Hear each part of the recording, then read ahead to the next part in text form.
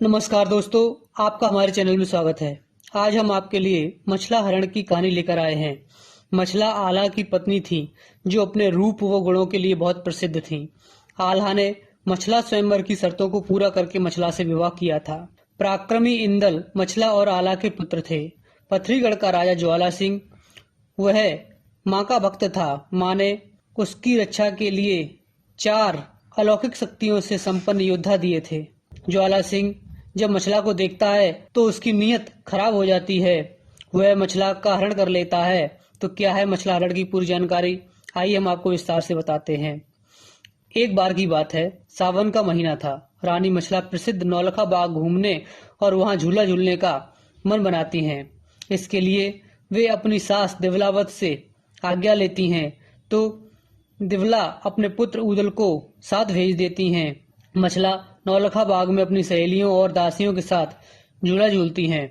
तब उदल कहते हैं, मैं यहाँ क्या करूँगा भाभी, आप नौलखा बाग घूमो, तब तक मैं जंगल में शिकार खेलने जाता हूँ।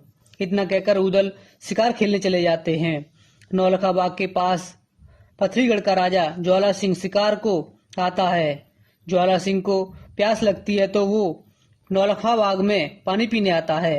नौलखा बाग में जब वह रानी मछला को देखता है तो वह मछला के रूप पर मोहित हो जाता है और मछला को अपनी रानी बनाने का प्रस्ताव मछला के सामने रख देता है।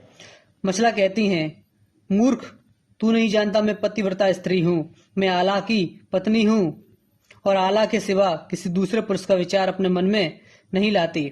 इस पर ज्वाला सिंह नहीं मानता। वह प्रस्ताव दोबारा दोहराता है। तो मछला कहती हैं, तू आल्हा को नहीं जानता क्या? मेरे देवर मलखान और उदल को नहीं जानता? अगर मैंने तेरे बारे में उनको बता दिया तो वे तेरे राज्य को नष्ट कर देंगे। ज्वाला सिंह आल्हा उदल मलखान की वीरता से भलीभांति परिचित था। इस कारण वह उस समय वहां से चला जाता है, लेकिन मछला को पाने का विचार अपने मन से त्यागता नहीं। फिर रानी मछला अपने देवर उदल के साथ अपने महल लौट आती हैं। ज्वाला सिंह मछला को पाने को बेचैन हो रहा था। माँ ने ज्वाला सिंह की सहायता को जो 4 दिव्य शक्ति से संपन्न योद्धा दिए थे।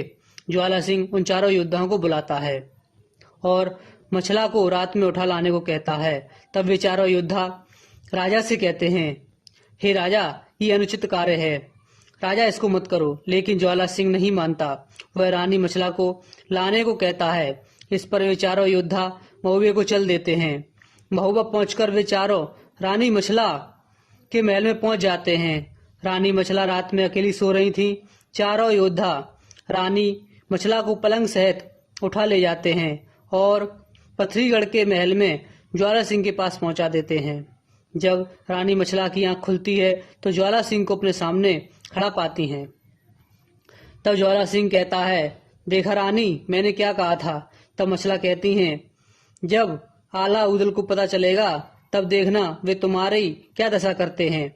तब ज्वाला सिंह कहता है, उनको पता कैसे चलेगा कि तुम पथरीगढ़ में हो? तुम्हें यहाँ लाते तो किसी ने देखा नहीं। उनको पता नहीं चलेगा कि तुम पथरीगढ़ में हो।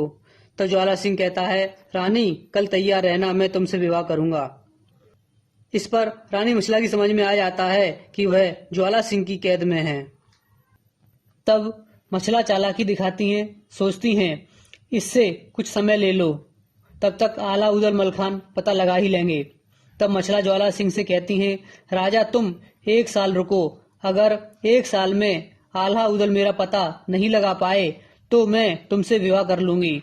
ज्वाला सिंह रानी मछला की बात मान लेता है और रानी मछला से कहता है, ठीक है रानी, मैं 1 साल का समय देता हूँ तुमको। इतना कहकर राजा चला जाता है।